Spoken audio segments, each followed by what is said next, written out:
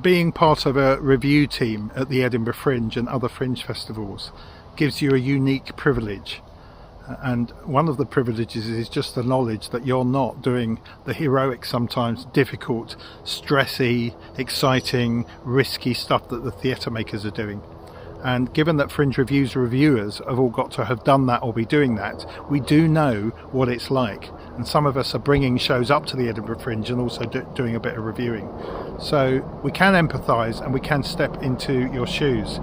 And one of the things it's easy to notice, as I think it's a helicopter going over here in this garden in London, one thing that we will sometimes notice in shows is that you get focused on your work.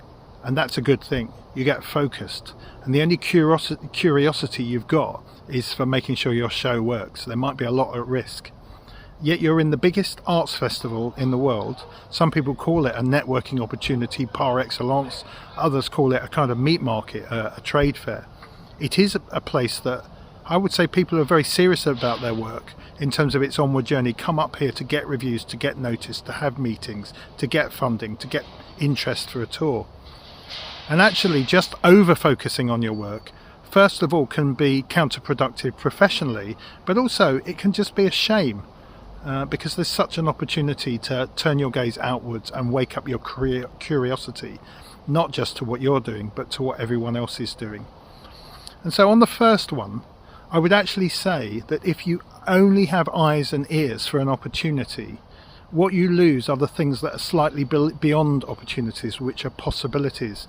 And they don't always dress up initially as opportunities. Possibilities don't guarantee anything at all, other than you would have had an experience.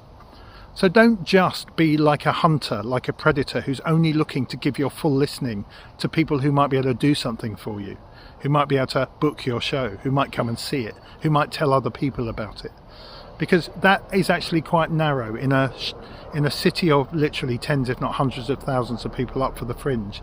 You will be surprised about how many people who are the last people you might think of that might actually in the end come back later and offer you something, or just give you that lift just when you were feeling low, or they might just enrich your life with a conversation. They might just wake up in you a bad mood into a good one. They might just give you that little boost just when you need it. Or they might ask you difficult questions, and it's actually sometimes somebody who isn't working in theatre you bump into on the Royal Mile. They don't look like they might even come to see your show, but you notice a smile, you give them a smile, suddenly there's a conversation, and that conversation gives you some insight, or just changes you in some way.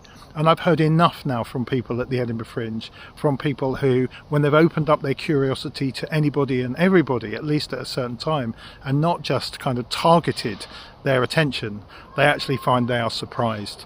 And it was Harrison Owen, the writer, who said, be prepared to be surprised. Don't narrow where you use your 2 feet. Be open quite often to, I would say for some people, it's the whole Fringe, to anybody and everybody and anywhere and everywhere.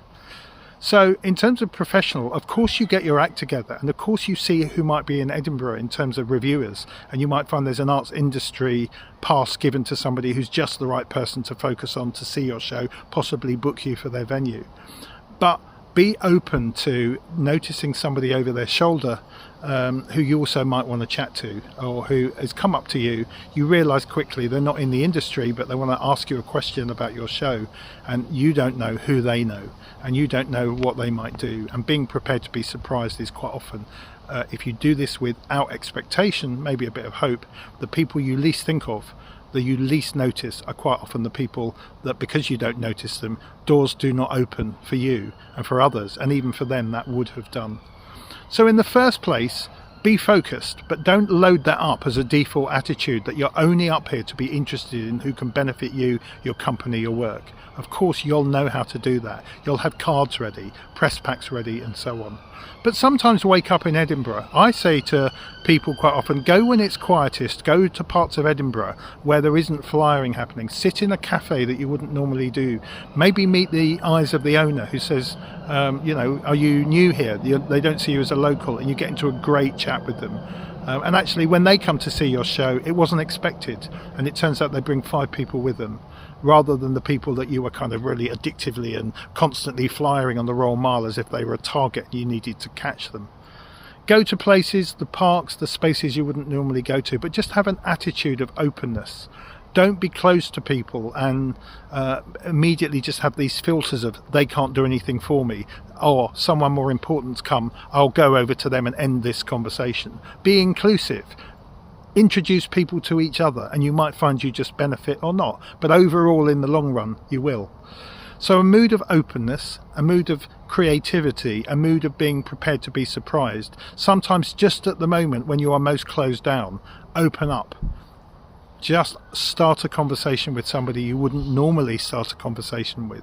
Just smile at somebody in greeting for no other reason whatsoever. It might make you feel better, it might make them feel better. But just be in that space where everybody is a possibility and where everybody is equally welcome to your attention. And I think what you find is those two things join up, they swap over. It becomes less like networking, which I sometimes call meeting with intent, as if there's something slightly too fixated about it. And a networking which is different kind of emerges out of it. And suddenly you notice at the end of the Fringe, you've got a few cards in your bag or your wallet. I said, when did I meet them? And suddenly that was a smile of a good memory. And suddenly out of nowhere, 2 months later, that person's added you on LinkedIn and invites you to be part of a funding bid because they liked your show, but they only came to see your show because you were open to that conversation and it was the last one you thought you would have. So two sides to this is we close down for good reasons and focus and target, and some people like doing that and some people don't. But in terms of working in the industry, booking your shows, sometimes you need to focus and have a line of sight between you and the person you want to talk to. But that very thing also can close you off. And I would say in the big, wide open space of the Edinburgh Fringe, it can be good to be wide open too.